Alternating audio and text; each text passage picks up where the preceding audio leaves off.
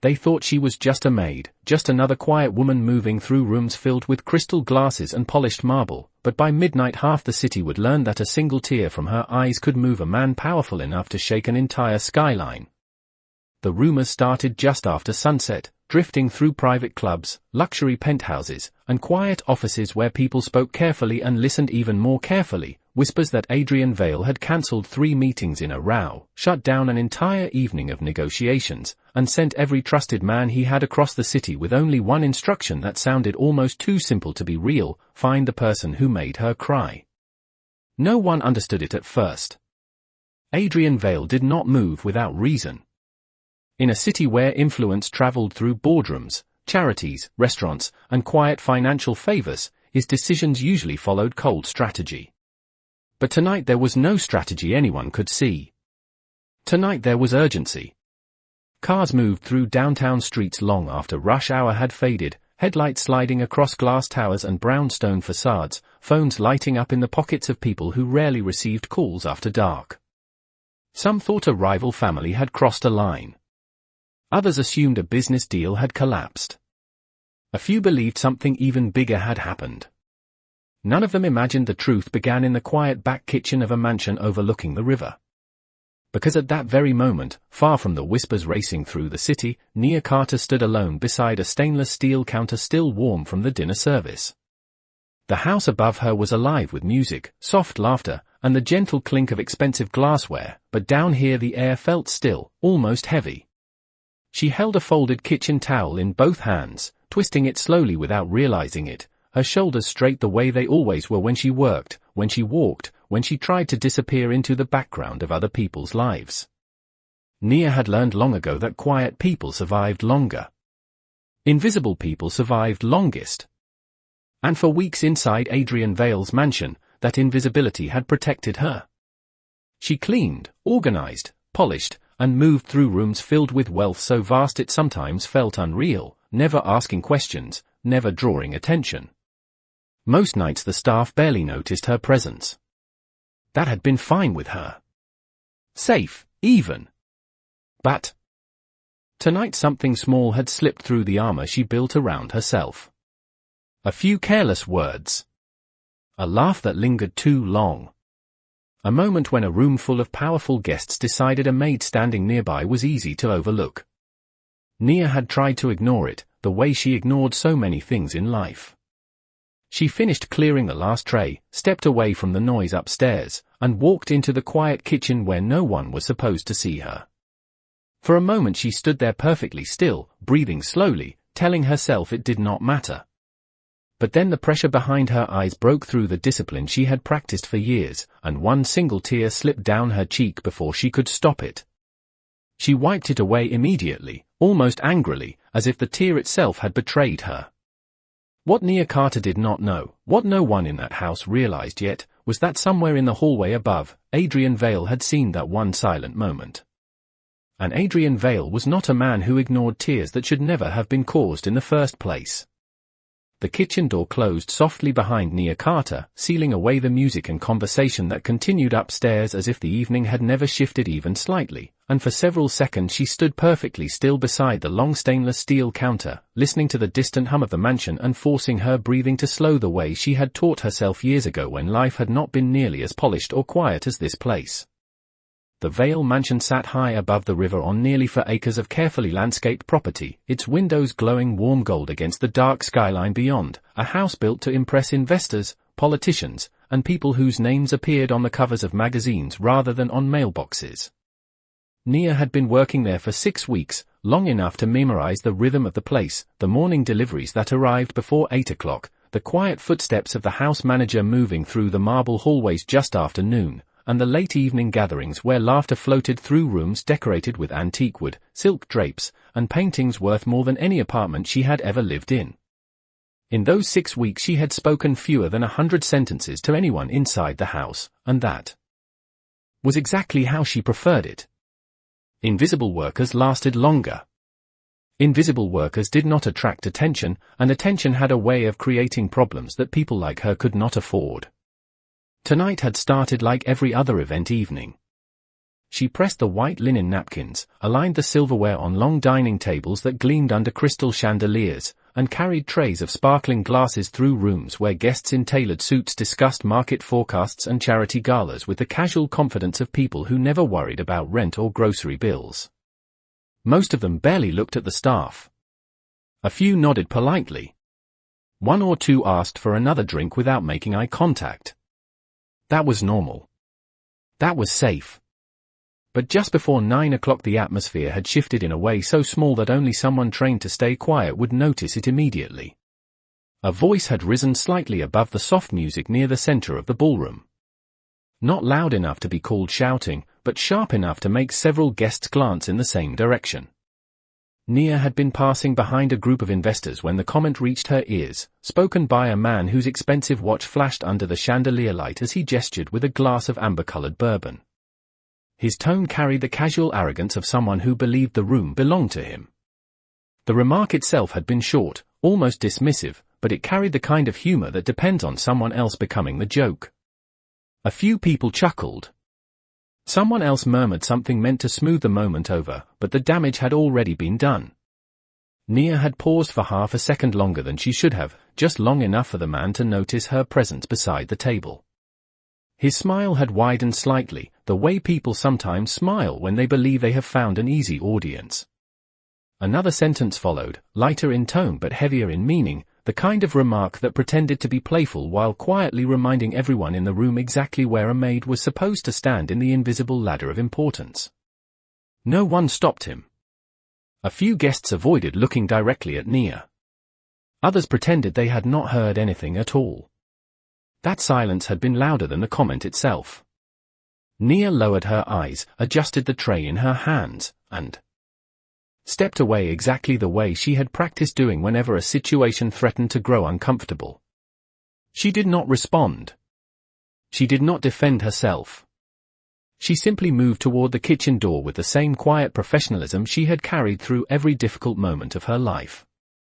But upstairs, at the far end of the ballroom where floor-to-ceiling windows overlooked the river, Adrian Vale had turned his head at precisely the moment her shoulders tightened ever so slightly as she walked away. Adrian Vale did not immediately react when the remark floated across the ballroom, and that alone was what made several people in the room uneasy, because the man standing near the windows was known for many things in the city, but impulsive reactions were never one of them. He stood with one hand resting lightly against the back of a leather chair, the skyline reflected faintly in the glass behind him, listening to a conversation about investment portfolios that had suddenly become background noise in his mind. Adrian had built his reputation on observation long before he built it on influence. In a room full of polished shoes and carefully rehearsed smiles, he noticed details other people missed. The hesitation in someone's voice before signing a contract. The glance exchanged between rivals pretending to be friends. The shift of energy when a single sentence crossed an invisible line. That was why the small change in the room had caught his attention. It was not the comment itself that reached him clearly across the soft music. It was the reaction afterward. The short ripple of laughter that faded too quickly. The subtle way a few guests adjusted their posture as if hoping to become part of the wallpaper. And most of all, the quiet figure moving away from the center of the room with careful, practiced composure. Adrian watched Nia Carter walk toward the service hallway carrying an empty tray balanced perfectly in both hands.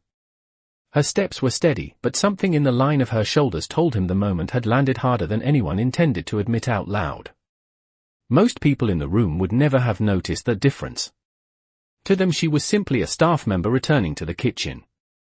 But Adrian had seen enough people hide discomfort behind discipline to recognize the signs instantly. For a fraction of a second he considered ignoring it. Events like this always produce small moments of awkwardness. Guests drank too much. Someone said something careless. Staff members learned to navigate those situations quietly so the evening could continue without disruption. It was part of the unspoken contract of high society gatherings. Yet something about the way Nia had lowered her eyes as she passed the table remained in his mind long after she disappeared through the service door. Adrian had seen that same look before in very different places, years earlier when his life had been far less elegant and far more uncertain. It was the expression of someone choosing silence not because they had nothing to say, but because experience had taught them that speaking would not change the outcome. Across the room the man with the bourbon glass had already returned to his conversation, unaware that anyone important had even registered the moment. He laughed again, louder this time, telling a story about a recent business deal while two companions leaned closer to hear him. To anyone else the scene looked ordinary. Just another group of successful men trading anecdotes beneath expensive lights. Adrian studied him quietly for several seconds. The man's confidence filled the space around him like cologne, strong and careless. He had the posture of someone accustomed to rooms making space for him. A guest, certainly. Wealthy enough to attend an evening like this, but not part of the inner circle that understood how thin the line between comfort and consequence could be in Adrian Vale's world. Adrian finally stepped away from the window and crossed the room with the unhurried calm that made people instinctively lower their voices when he approached. Conversation softened. Glasses paused halfway to lips. The air itself seemed to tighten slightly as he passed through clusters of guests. But he did not stop at the man with the bourbon. Instead he turned toward the quiet hallway that led to the staff kitchen, following the same direction Nia had taken minutes earlier, because the expression he had seen on her face was not anger, and it was not embarrassment. It was something much simpler and far more difficult to ignore. It was the look of someone who had been reminded that the room believed she did not matter. The service hallway was quieter than the ballroom by several worlds, the polished marble giving way to softer lighting. And the steady hum of refrigeration unit somewhere deeper inside the kitchen, and when Adrian Vale stepped through the doorway the distant music behind him faded until it sounded like something happening in another building entirely. Staff members moved through the corridor with practiced efficiency, carrying trays, refilling pitchers, checking lists clipped to tablets, but the moment Adrian appeared several of them instinctively slowed, their posture straightening in the subtle way people reacted when someone with real authority entered a space meant for quiet work. Adrian did not acknowledge them with more than a brief nod as he continued toward the stainless steel doors that led into the kitchen. Inside, the room was nearly empty now that most of the evening service had already moved upstairs. A long prep counter stretched beneath bright overhead lights, and beside it stood Nia Carter exactly where he expected to find her, facing away from the entrance with both hands resting against the cool metal surface as if she needed the contact to steady herself. She did not hear him immediately. For a moment Adrian simply watched her in silence, noticing the same details that had caught his attention earlier in the ballroom. The careful way she held her shoulders upright. The quiet discipline in her posture. And the faint trace of moisture along the edge of her cheek that told him his instincts had not been wrong. Nia sensed someone behind her only after a few seconds passed. She straightened quickly and turned, surprise flashing across her face when she realized who had entered the room. Adrian Vale did not often step into the kitchen during events. His presence here was as unusual as seeing a thundercloud appear in a clear sky. Nia lowered her gaze out of habit. "Good evening, sir," she said softly, her voice steady even though her eyes still carried the faint shine of someone who had forced emotion back under control. Adrian did not answer right away. He studied her expression the same way he studied negotiations, searching for what people tried to hide rather than what they allowed the world to see. Most employees in his house reacted to him with visible nervousness. Nia did not look nervous. She looked embarrassed to have been seen. That difference mattered more than she probably realized. "You left the ballroom quickly," Adrian said at last, his tone calm and measured. His voice carried the quiet authority that made even simple sentences feel heavier than ordinary conversation. "I finished clearing the table, sir," Nia replied. "I did not want to interrupt the event." Adrian took a few steps farther into the room, stopping near the counter so the bright overhead lights illuminated both of them equally. Up close he could see that she had already wiped her face clean, but the effort it had taken was still visible in the slight tension around her eyes. "Someone said something to you," he said. It was not phrased as a question. Nia hesitated just long enough to confirm the truth before answering carefully. "It was nothing important, sir. Just a misunderstanding." Adrian remained silent for several seconds. The quiet stretched between them, filled only by the faint ticking of a wall clock above the refrigerator doors. In the ballroom upstairs, laughter rose again as if the evening continued exactly as planned. Down here the atmosphere felt different, slower, and more deliberate. Adrian finally spoke again, his voice softer but far more precise. In this house, he said, people are expected to treat each other with respect.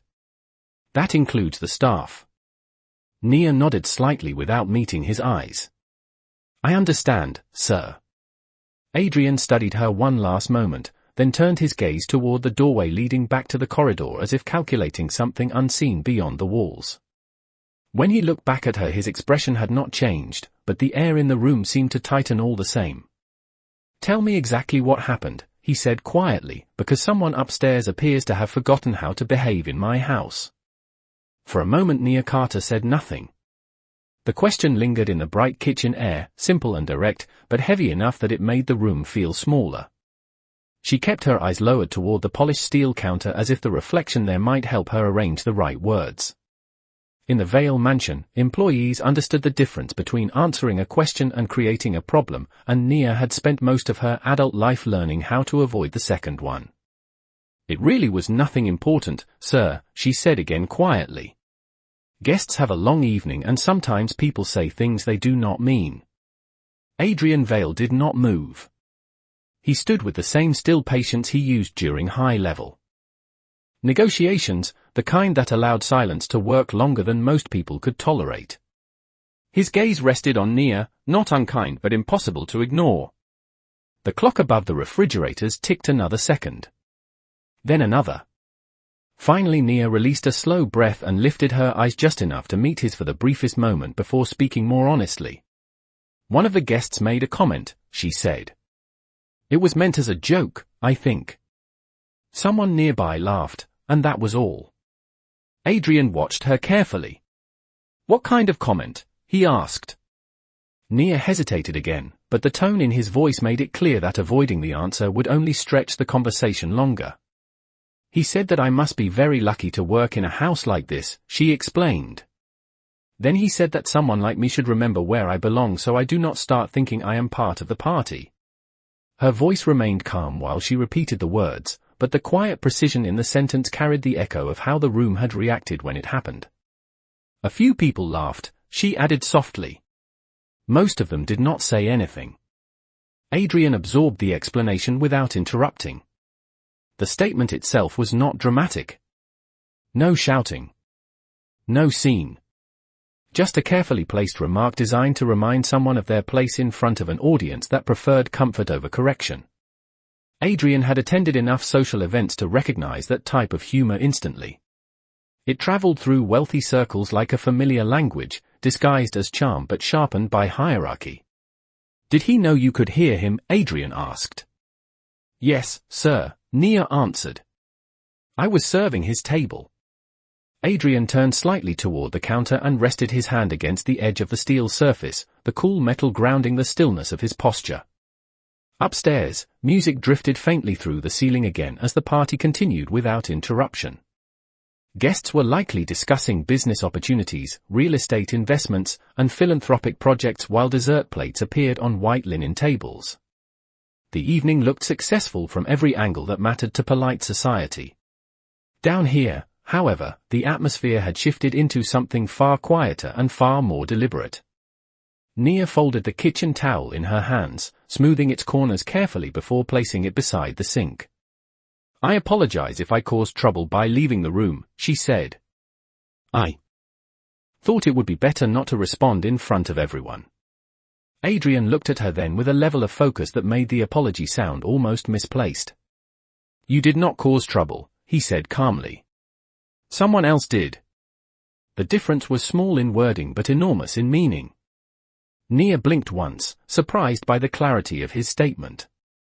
Adrian straightened slightly and glanced toward the hallway that led back to the ballroom, where the soft glow of chandelier light spilled faintly through the doorway. Then he looked back at Nia with the same controlled expression he had carried into the kitchen. Which guest, he asked quietly, thought it was acceptable to turn my staff into entertainment? Nia Carter did not answer immediately. The question Adrian Vale had asked was simple in structure, but in a house like this simplicity could carry consequences, and she understood that better than most people realized. For a moment she watched the soft reflection of the kitchen lights across the steel counter, considering whether telling the truth would help anyone at all. The party upstairs was still moving forward with perfect elegance. Music drifted faintly through the ceiling vents, and somewhere down the hallway a dishwasher hummed steadily as it cleaned the final plates from the appetizer course.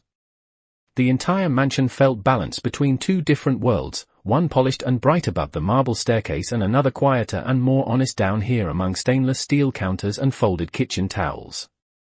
Nia folded her hands together lightly, the same calm motion she used whenever she needed a few seconds to organize her thoughts.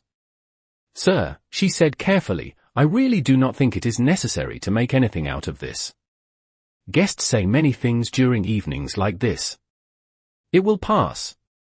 Adrian did not respond. He remained standing exactly where he had been, his expression unreadable but attentive, the way a judge listens when someone attempts to soften the details of an uncomfortable truth. The silence stretched long enough that Nia understood he was not going to accept a polite dismissal. She exhaled slowly and lifted her eyes again, this time meeting his gaze with quiet honesty.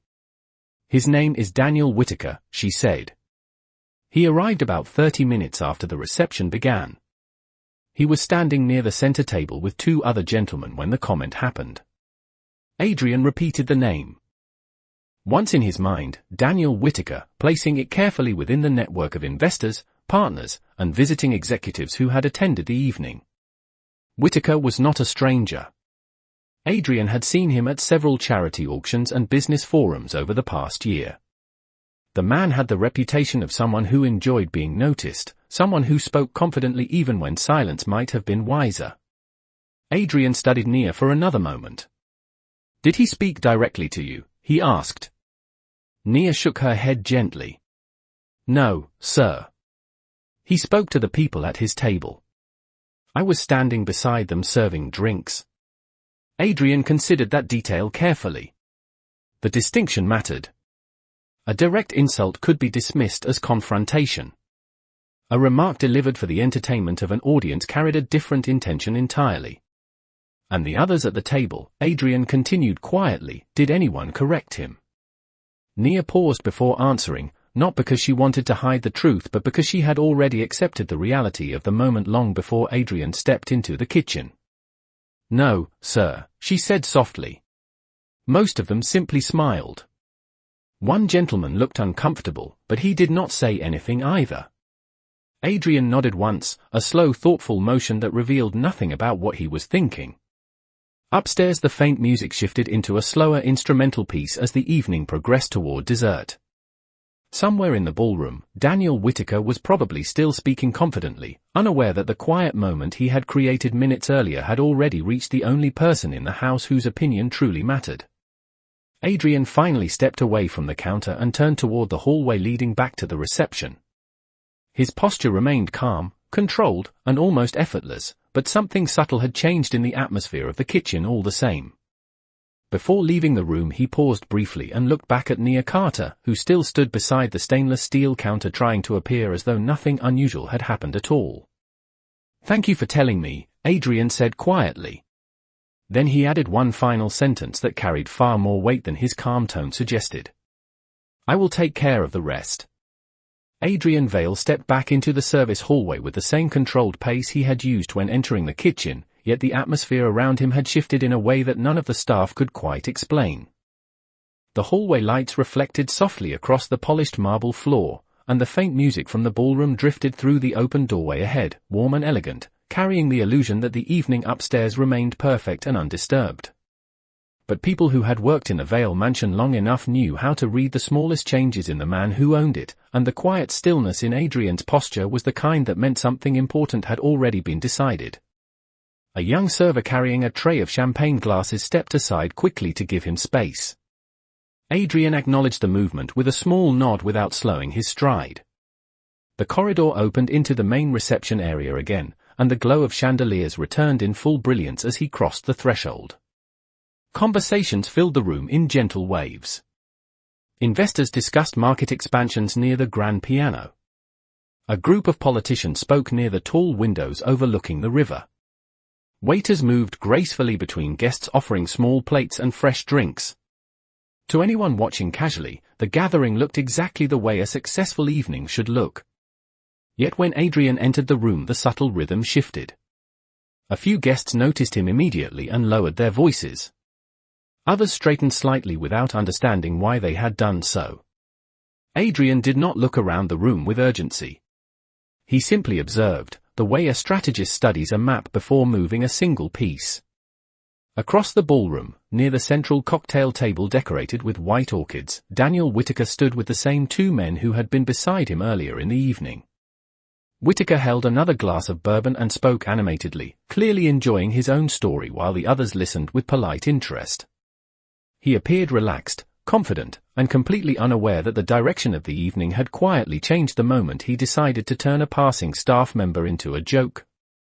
Adrian watched him for several seconds from across the room. There was no anger in his expression. No visible irritation.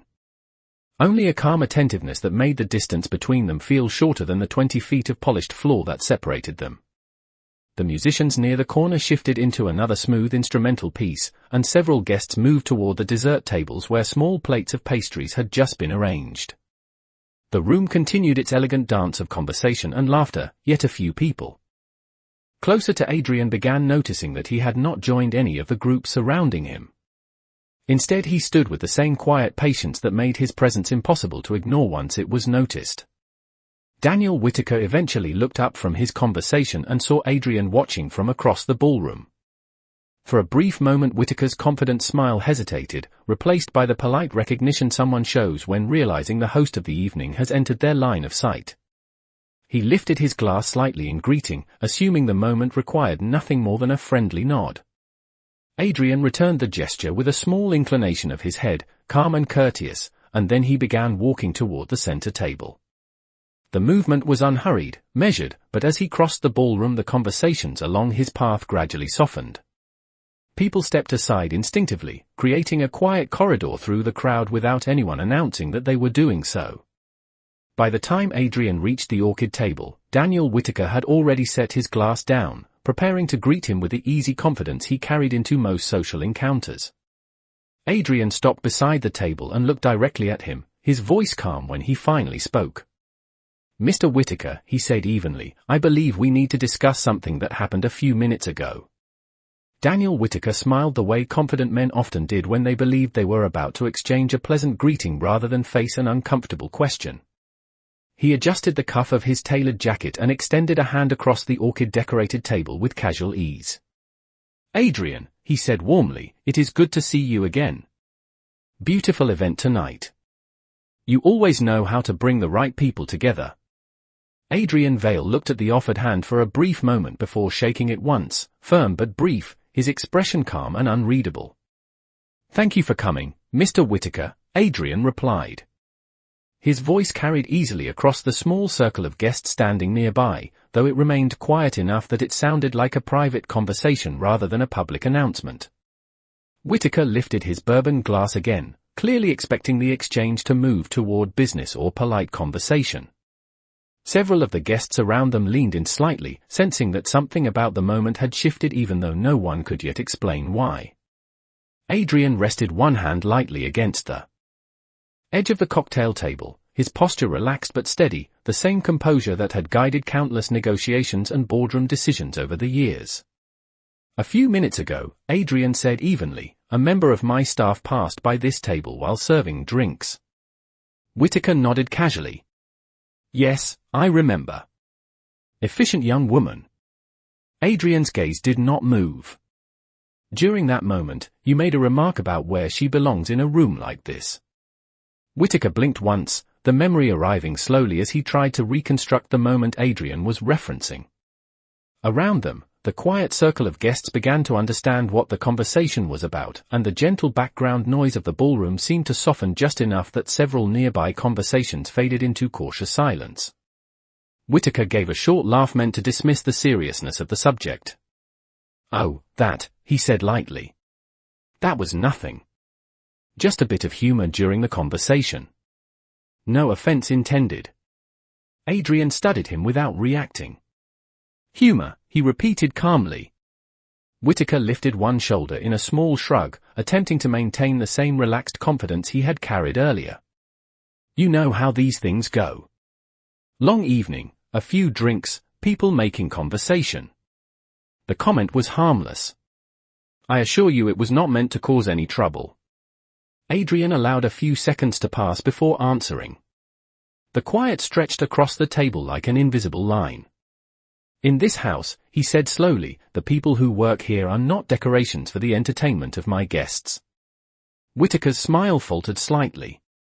The guests nearby shifted their weight almost imperceptibly, sensing that the conversation had moved beyond polite clarification.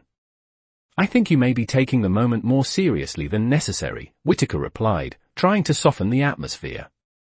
It was simply a joke. Adrian's tone remained calm, but the precision in his voice carried unmistakable authority. A joke depends on everyone laughing, he said.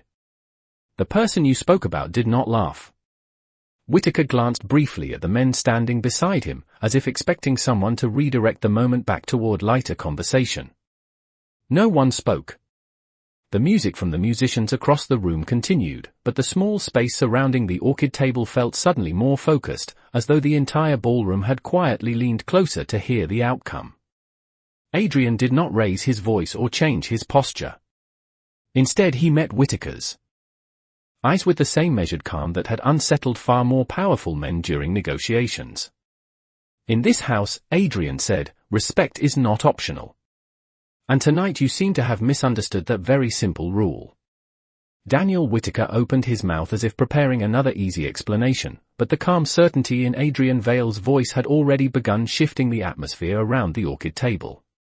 What had started as a casual exchange now carried the unmistakable gravity of a boundary being drawn. Whitaker forced a polite chuckle, the kind meant to dissolve tension in a room full of influential people. Adrian, surely we are not going to let one small misunderstanding disrupt an entire evening, he said, lifting his glass again though he did not drink.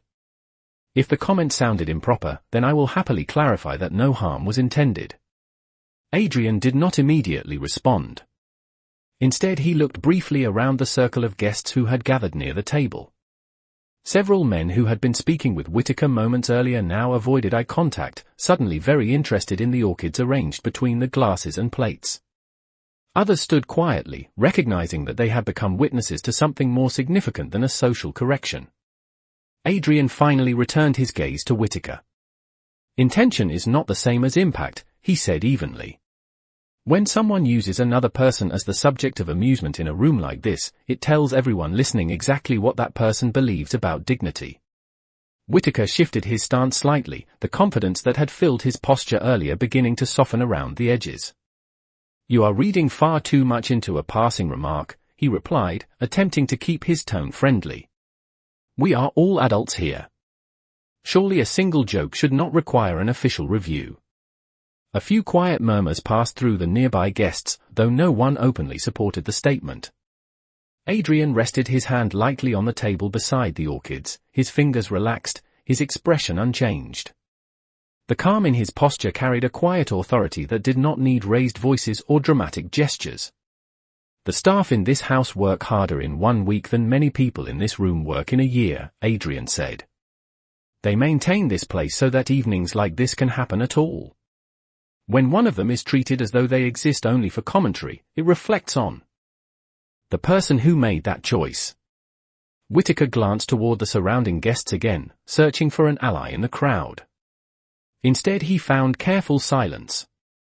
The men beside him straightened their jackets and stepped half a pace back, distancing themselves from the center of the conversation without announcing the movement.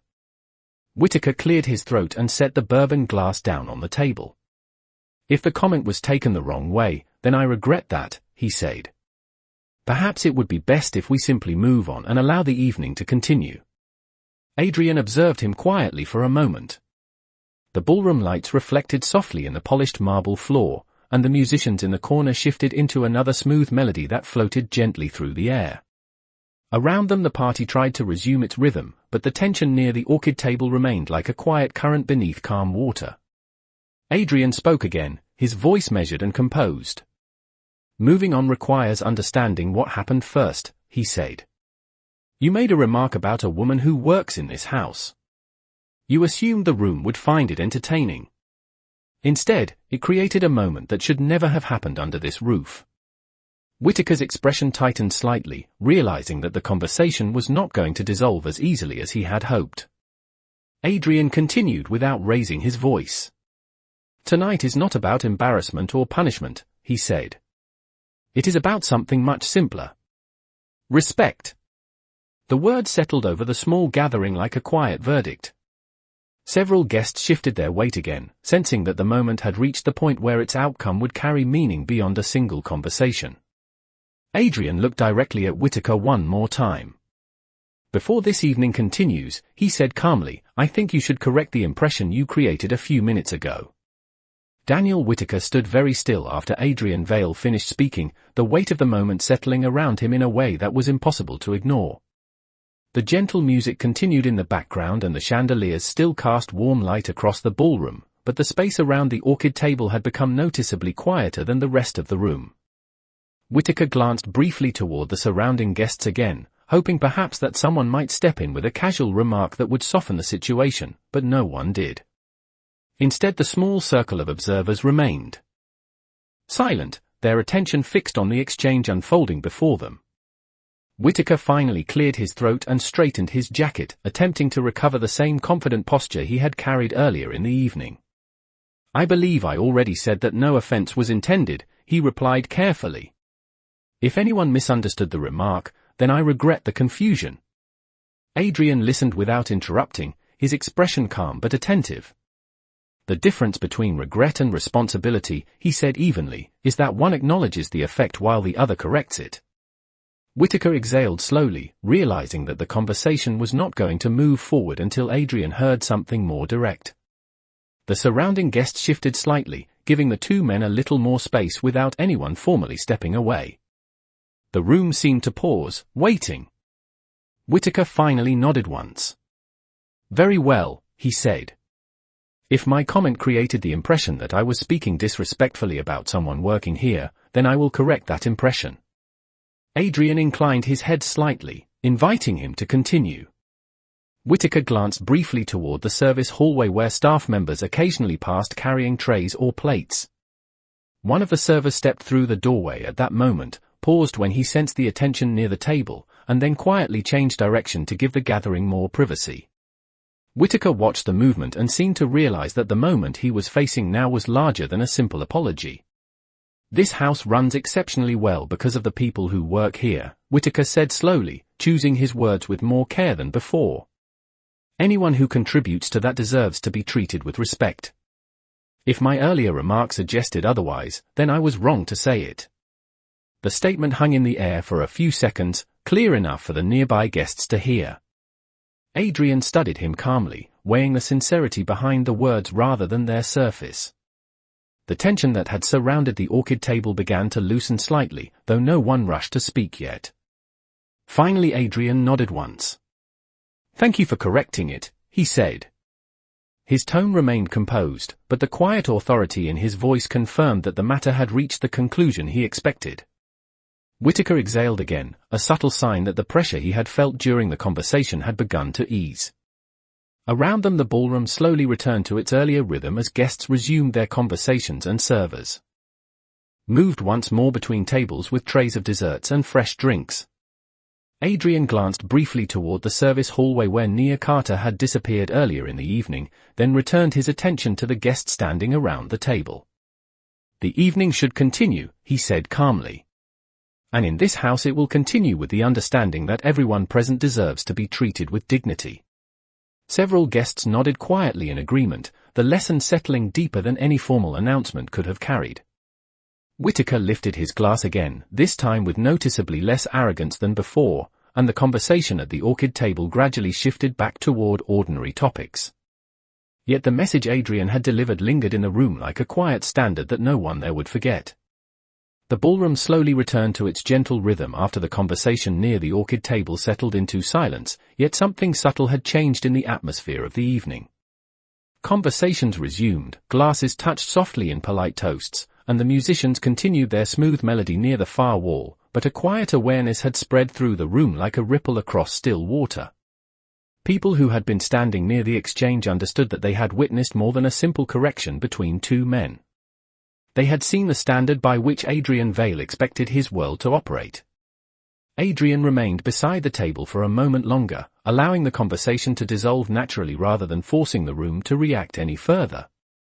Daniel Whitaker spoke quietly with the two men who had been beside him earlier, his voice noticeably more measured now, his posture carrying less of the casual arrogance that had defined his presence earlier in the night. A few guests offered polite smiles as they passed, acknowledging Adrian with respectful nods before continuing toward the dessert tables or the wide windows overlooking the dark river beyond the glass. Adrian eventually stepped away from the orchid table and crossed the ballroom again with the same calm pace he had used earlier. No one stopped him, though several guests watched his movement with quiet curiosity. To them the evening had been interrupted only briefly, yet the message delivered in that moment would travel far beyond the walls of this mansion. Respect was not simply a polite suggestion here. It was the rule that held everything together. Adrian moved toward the service hallway. Once more, the soft music fading behind him as he passed through the doorway and returned to the quieter side of the house. In the kitchen, the activity had resumed its normal rhythm. Staff members moved between counters organizing trays, preparing fresh coffee, and arranging the final plates of pastries that would soon return to the ballroom. When Adrian entered the room again, the staff straightened slightly out of habit, though no one spoke. Nia Carter stood near the sink finishing the last stack of glassware, the sleeves of her uniform neatly folded at her wrists. She glanced up when she sensed someone step into the doorway, and surprise crossed her face when she realized Adrian had returned. "Sir," she said quietly. Adrian approached the counter slowly, giving the staff around them enough space to continue their work without feeling as though they were intruding on the conversation. "The matter has been addressed," he said simply. Nia looked at him for a moment, unsure how to respond. She had not expected the situation to carry any further once she left the ballroom earlier. Her instinct had been to let the moment disappear quietly, the way so many uncomfortable moments in life eventually did. "You did not need to do that," she said softly. Adrian regarded her with the same steady calm he had carried all evening. "In this house," he replied, "people who work here are not expected to endure disrespect in silence." Nia lowered her eyes briefly, absorbing the statement.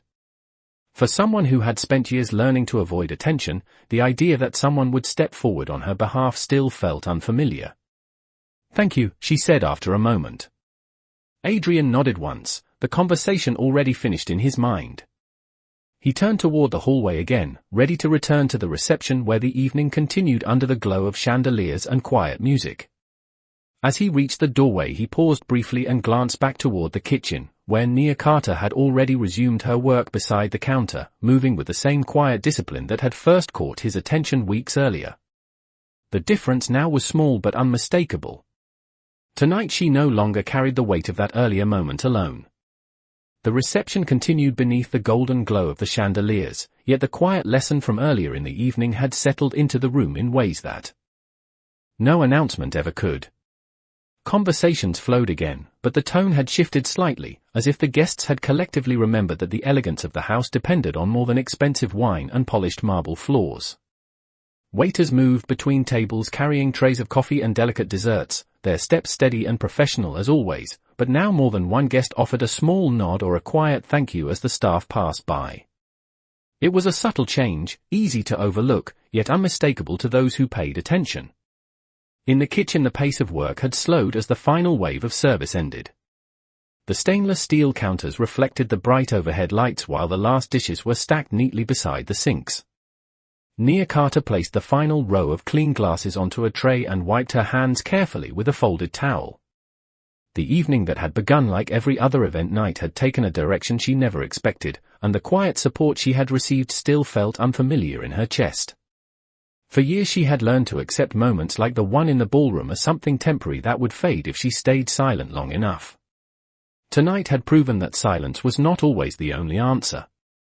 A few feet away the head house manager glanced toward her with a small approving nod before returning to check a clipboard. Staff members spoke softly among themselves while preparing to close the kitchen for the night. Above them, the faint echo of music continued through the ceiling as the final guests enjoyed their coffee and conversation. Meanwhile, in the ballroom, Adrian Vale stood near the tall windows overlooking the river, speaking with a pair of investors about a new development project along the waterfront. From a distance, he looked exactly as he always did during gatherings like this, calm, composed, and attentive to every detail of the discussion. Yet the guests who had witnessed the moment earlier understood something important about the man hosting the evening. His authority was not built only on wealth or influence. It was built on the standards he chose to enforce, even in moments that others might have dismissed as insignificant. The city skyline stretched across the dark horizon beyond the glass, lights reflecting in the slow current of the river below. One by one, the guests began preparing to leave, offering thanks to the host before collecting coats from the entry hall. Several of them paused briefly when passing through the service corridor, offering polite smiles to the staff they encountered along the way. It was a small gesture, but one that carried a quiet acknowledgement that everyone under this roof had a place in the evening's success. Later, when the last guest had departed and the musicians packed away their instruments, the mansion grew still again. Adrian stepped through the hallway toward the entrance, pausing briefly near the kitchen doorway. Inside, Nia Carter was finishing the final checklist for the night, her movements calm and focused. She did not notice him standing there for a moment, and Adrian allowed the quiet scene to remain undisturbed before turning toward the front of the house. The evening had ended the way he expected it to end, not with raised voices or dramatic displays, but with something far more lasting. A reminder carried silently through the walls of the mansion that dignity was not reserved for the people standing beneath the chandeliers. It belonged just as much to the ones who kept the lights shining. The mansion settled into silence long after the final car disappeared down the long curved driveway and the last chandelier dimmed to its evening setting. The great rooms that had been filled with conversation only hours earlier now rested in calm stillness, polished marble floors reflecting the soft glow of hallway lamps and the faint shimmer of city lights beyond the tall windows. For the staff, the end of an event night always carried a quiet rhythm of closing routines. Doors were checked, counters were wiped, and the last trays were stored carefully in their cabinets. In the kitchen, Nia Carter finished the final entry on the checklist clip beside the refrigerator door, marking the evening complete with the same steady handwriting she used every night. The room was nearly empty now. One by one, the other staff members had gathered their coats and offered brief goodnights before leaving through the side entrance that faced the employee parking lot. Nia remained a few minutes longer than usual, organizing the last row of glassware so everything would be ready for the morning shift. The stainless steel counters gleamed under the overhead lights, and the quiet hum of the refrigeration units was the only sound left in the room. When she finally placed the towel beside the sink and reached for her coat, she sensed movement near the kitchen doorway. Adrian Vale stood there, his posture relaxed, one hand resting lightly against the doorframe as if he had paused in the hallway while passing by. Nia straightened slightly when she saw him, still not entirely comfortable with the idea that someone like him would return to this quiet corner of the house simply to speak with her again. "Good evening, sir," she said softly. Adrian stepped into the room with the same calm presence he carried everywhere in the house. "The evening has ended well," he said. "The guests have all departed." Nia nodded once. "I am glad the event went smoothly." Adrian glanced briefly around the kitchen, taking in the spotless counters and the organized trays waiting for the next day. "It always does when people here take their work seriously," he replied. His gaze returned to her, steady but thoughtful. "Earlier tonight you said something that stayed with me." Nia looked slightly confused. "Sir, you said you preferred not to respond when someone spoke out of turn," Adrian continued. "That silence was easier than creating trouble." Nia lowered her eyes slightly. "It has usually been the safer choice." Adrian considered that for a moment. "Sometimes silence protects people," he said. "But sometimes it allows the wrong lesson to remain in the room." Nia met his eyes again, listening carefully. Adrian's voice remained calm, but there was a quiet sincerity beneath it now. "Tonight that lesson changed," he said. "And it will remain changed in this house." Nia felt a small warmth settle in her chest at the certainty in his words. "Thank you," she said again, more confidently this time. Adrian gave a brief nod and turned toward the doorway. "The mansion will open again in the morning like it always does," he said. "New conversations, new visitors, new expectations." He paused for a moment before stepping into the hallway. "But there is one thing that will remain exactly the same." Nia waited, curious. Adrian looked back once, the city lights reflecting faintly behind him through the corridor windows. "In this house," he said quietly, "dignity is not something people earn by status. It is something everyone carries with them the moment they walk through the door." He stepped away after that, leaving the kitchen in its gentle quiet. Nia stood there for a moment longer before turning off the lights and gathering her coat. Outside, the cool night air carried the distant hum of the city, a reminder that beyond the gates the world was still moving quickly. Yet inside the walls of the Vale mansion, one truth had settled into place without argument or announcement. And that night the house itself seemed to remember what dignity looked like.